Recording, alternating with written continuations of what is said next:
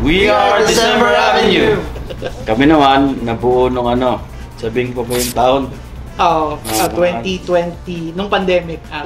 Nung pandemic lang kami nabuo, recent band lang kami. Yes. Magkaklase kami nung college kami nun. College kami nun 2019. Yes. Then, 2008.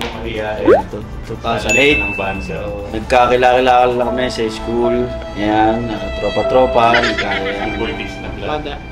Kaya magbanda. So yun, nabuo ang December. PS5? PS5. Brand new car. Manalo matalo, may PS5 tayo. Ako, tiles. Gusto ko lang ng kape. Kape lang. Anong nalaman namin autotele? Seryoso to. Talagang naramdaman namin. Nanggigil kami talaga. Sobrang autotelix. Autotelix? Walang tropa-tropa. Walang tropa-tropa. Pera usapan dito. Oo, pera usapan dito. Hindi pwede yan. Gaganti kami sa inyo. Pero ako kinabahan ako kasi nung nalaman ko autotele. Alam ko kung bawat isa sa kanila sobrang tatalino. Matalino sa mga honor students.